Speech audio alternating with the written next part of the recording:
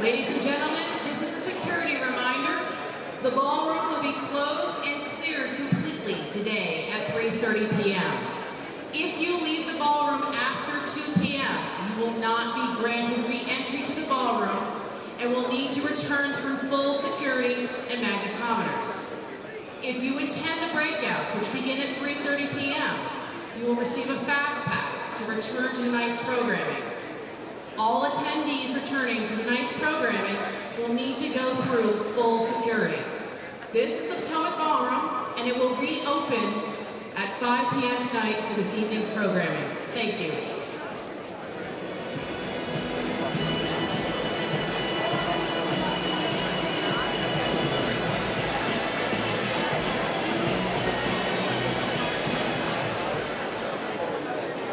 Our next panel is a conversation with Reince Priebus and Steve Bannon.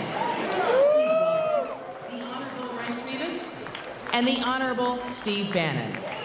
This panel is moderated by the American Conservative Union's chairman, the Honorable Matt Schlapp.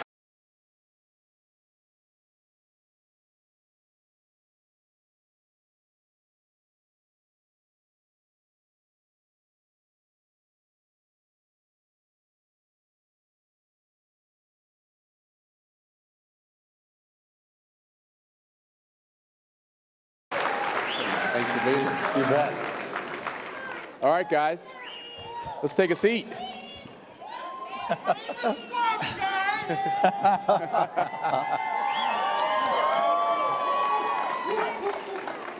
All right. CPAC is known for having important moments, and I think it's safe to say by a full room and just a couple of cameras that this is one of those moments.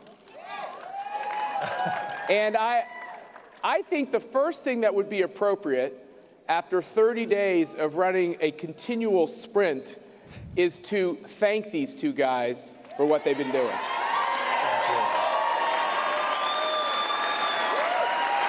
Thank you. Thank you. Well, hey, on that front, I also think it's a perfect moment to thank all of you for helping us elect what will be one of the greatest presidents that ever served this country. All right. And it's because of your work that he made it happen. And Matt, great. I want to thank you for finally inviting me to CPAC. Yeah, there's no, what was the name of the uninvited. The uninvited. Yes. I know there are many alumni out here in the audience. I didn't like the uninvited. Here's what we decided to do at CPAC with the uninvited. We decided to say that everybody's a part of our conservative family. That's right. And that's what Donald Trump has done to so many of us around the country politically. And you guys have put together an amazing operation. You know, I know you all know this, but the last time a president came to CPAC in his first year, it was Ronald Reagan, wow. St. Ronald, in 1981. And you've put together this, the president has put together the most conservative cabinet we've ever seen, according to our CPAC ratings. And I think a few of us are pretty happy about what looks like is going to happen on the Supreme Court, too. So it's, yeah. Now let me ask you two, I'm looking in the back of the room as well, but let me ask you two, we all read. Is that the opposition party back there? Yes, that is. Let me ask you two, we read a lot about you two. That's all good. But I bet not all of it's accurate. I bet not all of it's accurate. I bet there's some things that don't get written correctly. Let me ask each one of you, what's the biggest misconception about what's going on in the Donald Trump White House? Well, in regard to us two, I think the biggest misconception is everything that you're reading. We share an office suite together. We're basically together from 6:30 in the morning until about 11 o'clock at night. I have a little thing called the war room. He has a fireplace with nice sofas. And it's actually something that you all have helped build, which is when you bring together, and what this election showed, and what President Trump showed, and let's not kid ourselves, I mean, I can talk about data and ground game, and Steve can talk about big ideas, but the truth of the matter is, Donald Trump, President Trump, brought together the party and the conservative movement. And I've got to tell you, if the party and the conservative movement are together, similar to Steve and I, it can't be stopped. And President Trump was the one guy, he was the one person, and I can say it after overseeing 16 people kill each other. It was Donald Trump that was able to bring this party and this movement together. And Steve and I know that, and we live it every day. Our job is to get the agenda of President Trump through the door and on pen and paper. You know, but we've known it since August 15th, and I think if you look at, you know, the opposition party and how they portrayed the campaign, how they portrayed the transition, and now they're portraying the administration, it's always wrong. I mean, on the very first day that Kellyanne and I started, we reached out to Reince, Sean Spicer, Katie. It's the same team that, you know, every day was grinding away on the campaign, the same team that did the transition. And if you remember, you know, the campaign was the most chaotic, you know, by the media's description, most chaotic, most disorganized, most unprofessional, had no earthly idea what they were doing. And then you saw them all crying and weeping that night on the 8th when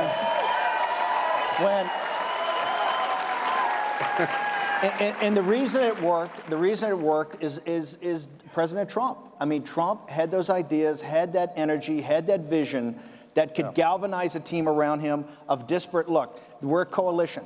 You know, a lot of people think, you know, have strong beliefs about different things, but we understand that you can come together to win, and we understood that from August 15th, and we never had a doubt, and Donald Trump never had a doubt that he was going to win. And I think that is the power of this movement. And on top of that, first of all, President Trump laid out his vision, was it 4 or 5 years ago here at CPAC? That's right. And it was that vision. It's nothing different. If you go back and watch the tape of President Trump 4 or 5 years ago, that was the Trump agenda. One of the things I used to say all the time, and Governor Walker and everyone gets sick of me saying it, but I think that President Trump found it, which was what this country, what all of us were starving for the whole time, because we're so sick of politics and politicians. In spite of the fact that we love being here, we actually hate politics, but what we were starving for was somebody real, somebody genuine, somebody that was actually who he said he was. And the media attacked us on the campaign. Remember, attacked me, oh, you can't spend the money on Trump, go give it to the Senate. Attacked us on the transition. President Trump put in the best cabinet in the history of cabinets, I think. Now, I feed ridiculous stories, and all we do every day, and all President Trump does every day, is hit his agenda every single day. Whether it's TPP, whether it's deregulation, whether it's Neil Gorsuch, whatever it is, his promise is coming through every day. He's even leaving bathrooms alone. That's kind of a nice, refreshing thing for a lot of people as well. We happen to think it's a state issue. Of course. But I think let's go back to that point that Reince made for a second. President Trump, when he was running, he made and this is the other thing that the mainstream media or opposition party never caught, is that if you want to see the Trump agenda, it's very simple. It was all in the speeches. He went around to these rallies, but those speeches had tremendous amount of content in them, right? I happen to believe, and I think many others do, he's probably the greatest public speaker in those large arenas since William Jennings Bryan. This was galvanizing. Remember, we didn't have any money. Hillary Clinton, these guys had over $2 billion. We had a couple of $100 million. It was those rallies and those speeches. All he's doing right now is he's laid out an agenda with those speeches, with the promises he made, and our job every day is just to execute on that, is to simply get a path to how those get executed. And he's maniacally focused on that. And I think that's one of the powers of the transition, where many, many people try to come in and try to convince President Trump, hey, you won on this, but this is what you want to do. And he's like, no, I promise the American people this, and this is the plan we're going to execute on. And Reince, and by the way, that's why you've seen the executive orders, what the Supreme Court, the way he's gone through the Supreme Court, and by the way, the other 102 judges that we're eventually going to pick. It's just a methodical, and that's what the mainstream media won't report. Just like they were dead wrong on the chaos of the campaign, and just like they were dead wrong in the chaos of the transition, they are absolutely dead wrong about what's going on today, because we have a team that's just grinding it through on what President Donald Trump promised the American people. And the mainstream media better understand something. all of those promises are going to be implemented. That's awesome. It's been a...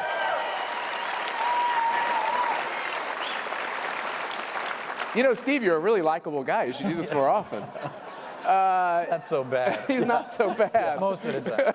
Yeah, exactly. So what are 30 days of action? And you guys have touched on some of that action. Each one of you, tell me the one or two things that have happened in the last 30 days that you think are the most critical. And what is the one thing that you just, like you said, Steve, maniacally focused, that has just got to happen early in the administration to really turn this country around? So start first with the first 30 days, and what's that focus after that? So there's a lot that's happened in the first 30 days. Whether, you know, and you look at the world order and some of the things that are going on that I think will be dealt with soon. But the first thing I think is Neil Gorsuch, for a couple things. Number one, we're not talking about a change over a 4-year period. We're talking about a change of potentially 40 years of law, number one. But more important than that, it established trust. It established that President Trump is a man of his word. We always knew that. But when he said, here's 20 names on a piece of paper back in July, remember? And he said, I'm going to pick my judge out of these 20 people that are on this piece of paper. And he did it. That's number one. Because Neil Gorsuch represents a conservative, represents the type of judge that has the vision of Donald Trump, and it fulfills the promise that he made to all of you and to all Americans across the country. Second thing, deregulation.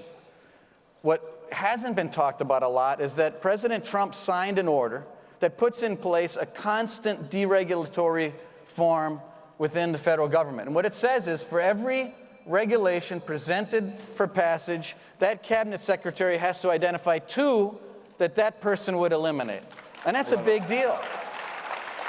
And then lastly, immigration. Immigration, protecting the sovereignty of the United States, putting a wall on the southern border, making sure that criminals are not part of our process. These are all things that 80% of Americans agree with, and these are all things that President Trump is doing within 30 days. Steve. Yeah, I think the same thing. I think if you look at the lines of work, I kind of break it out into 3 verticals or 3 buckets. The first is kind of national security and sovereignty, and that's your intelligence, the Defense Department, Homeland Security. The second line of work is what I refer to as economic nationalism, and that is Wilbur Ross at Commerce, Steve Mnuchin at Treasury, Lighthizer at Trade, Peter Navarro, Stephen Miller, these people that are rethinking how we're going to reconstruct our trade arrangements around the world. The third, broadly, line of work is what is deconstruction of the administrative state. And if you, so I think the 3 most important things, I think one of the most pivotal moments in modern American history was his immediate withdrawal from TPP. That got us out of a trade deal and let our sovereignty come back to ourselves. The people, the mainstream media don't get this, but we're already working in consultation with the Hill. People are starting to think through a whole raft of amazing and innovative bilateral relationships, bilateral trading relationships with people that will reposition America in the world as a fair trading nation and start to bring jobs, high value added manufacturing jobs back to the United States of America. On the national security part, it was certainly the first 2 EOs that you've started to see implemented here over the last couple of days under General Kelly, and that is the rule of law is going to exist when you talk about our sovereignty and you talk about immigration. General Kelly and Attorney General Sessions are adamant, that, and you're going to start to see, I think, with the defense budget we're going to talk about next week when we bring the budget out, and also with certain things about the plan on ISIS and what General Mattis and these guys think. I think you'll start to see the other part of that. But the third, this regulation, every business leader we've had in is saying not just taxes, but it is also the regulation. And I think if you look at these cabinet appointees, they were selected for a reason, and that is the deconstruction. The way the progressive left runs is if they can't get it passed, they're just going to put it in some sort of regulation in an agency. That's all going to be deconstructed, and I think that's why this regulatory thing is so important. We had Dr. Larry Arnn on the stage earlier today, and he brought up the fact that we're promulgating more laws and regulations than we ever have before. And most of that are from these independent agencies that are just on autopilot, and you guys can stop that. And also coming from the federal bunch, as conservatives, we know that a lot of times we fight out the political wars over issues we care about, and then all of a sudden, liberals on the bench, like a lightning bolt out of the sky, just change things. Right. And so what you guys are saying about changing that order is amazing. You know, we all consume a lot of news. We watch and read a lot of things. There's been a great democratization in news. People get their news now from literally hundreds and thousands of sites. What would each of you say, there's all these polls that are being put out again. Is Donald Trump doing a good job? Is Donald Trump doing a bad job? I know what you all think. We've been hearing it all day. What is it that they keep getting wrong? And do you think it ever gets fixed? What does the media keep getting wrong about this Trump phenomenon and what's happening out there in the country? And is there any hope that this changes? I think there's hope that it's going to change. I mean, we sit here every day and the president pumps out all this work and the executive orders and punching through the promises that he made to the American people. So we're hoping that the media would catch up eventually. But we're so conditioned to it. I'm personally so conditioned to hearing about why President Trump isn't going to win the election, why a controversy in the primary is going to take down President Trump. I lived through it as chairman of the party. And it really hit me because it was maybe the summer of 2015. And you remember the media was constantly pounding President Trump. And the polling kept getting better and better and better for President Trump. But it was when I went home and got out of this town, and I went back to Kenosha, and I talked to my neighbor. And I said, Bob, what do you think? And he goes, man, I really love that Trump. And I said, Sandy, what do you think? She says, we're for Trump. And it was, as you all lived through it too, because you all had different people you were for, but you kept running into your neighbors, and you kept running into people that you know, and what did they kept telling you? They kept telling you, Trump, Trump, Trump. And so, what? Trump. So. Tomorrow, okay? Just be patient. I knew, and so it was back then, my family and my sister, who's a doctor out in San Diego, and it just kept everyone around me, that nothing, it was impenetrable, because it goes back to what I said before, which is that the country was hungry for something far bigger than one story or one-off issue. It was something that people wanted in this country that was real and something that was going to change the direction that we were heading, and it was President Trump, but that was the answer.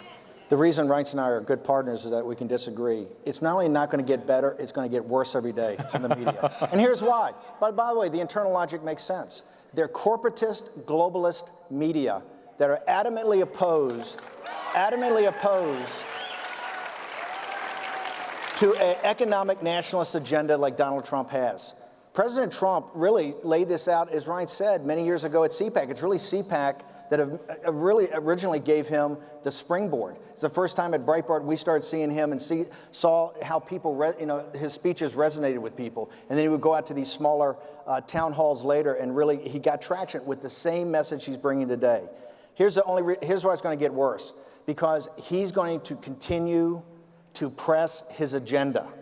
And as economic conditions get better, as more jobs get better, they're going to continue to fight. If you think they're going to give you your country back without a fight, you are sadly mistaken.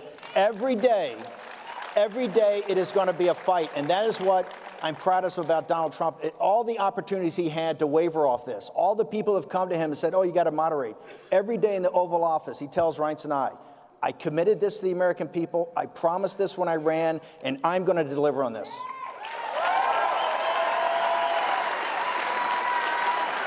How novel. Yeah. How interesting. I remember I was being asked by some reporters, they're like, why is Trump doing X, Y, or Z? And I said, because he said he would do it on the campaign trail.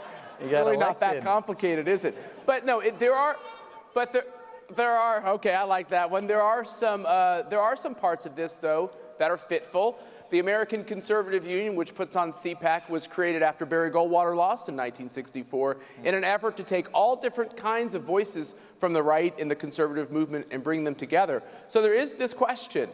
There are those folks that consider themselves classical liberals or conservatives or Reagan conservatives. There are other folks that consider themselves libertarians. There are other folks that are part of this new Trump movement. And Trump brought a lot of new people. There's probably people in this crowd that wouldn't have been in this crowd before. So there's a lot of diversity here. We all know it when we're at the bar at the end of the day. Can this Trump movement be combined with what's been happening at CPAC and other conservative movements for 50 years? Can this be brought together? And this is going to save the country. Go ahead. Well, first of all, it has to, and we have to stick together as a team. I think that what you've got is an incredible opportunity. You've got an incredible opportunity to use this victory that President Trump and all of us and you and everyone that made this happen put together and work together and continue to communicate. It's very similar. Some of the core principles of President Trump are very similar to those of Ronald Reagan.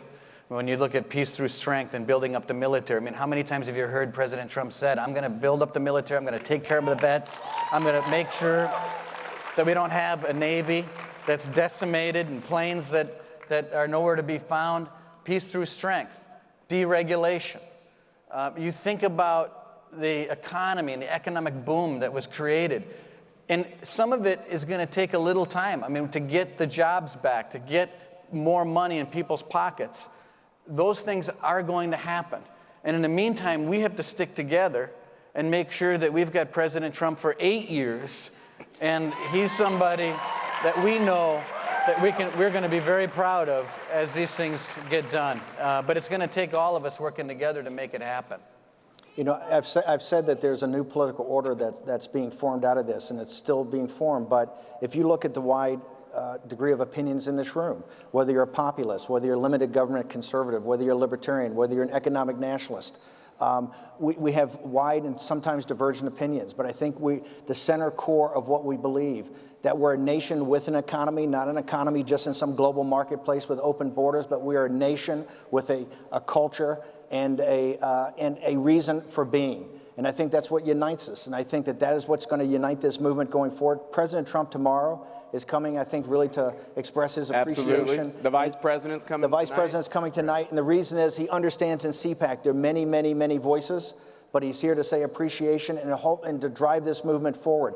This is really where he got his launch, you know, with his ideas in the conservative movement, what, 5 years ago? And he wanted to show his appreciation. We're at the top of the first inning of this, and it's going to take just as much fight, just as much focus, and just as much determination. And the one thing I'd like to leave you guys today with is that we want you to have our back. But more importantly,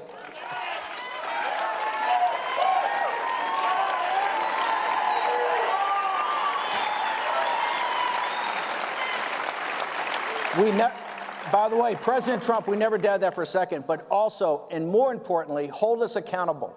Hold us accountable to what we promised. Hold us accountable for delivering on what we promised. Let me just ask, as we close this out, it's time for, you know, you guys have been so kind of kumbaya here. It's kind of time for a little bit of a group hug. Let me ask you, okay, I'm sorry, I'm going to do the Barbara Walters thing for those of you who remember Barbara Walters. Let me ask you, you've worked really closely with Steve. Right. You say your offices, I know what two offices they are really close to each other. What do you like the most about him? Hold on, let him think. I love how many collars he wears. Interesting look. One thing, we're different, but we're very similar, is that I think that he is very dogged in making sure that every day the promises that President Trump has made are the promises that we're working on every day, number one. Number two, he's incredibly loyal.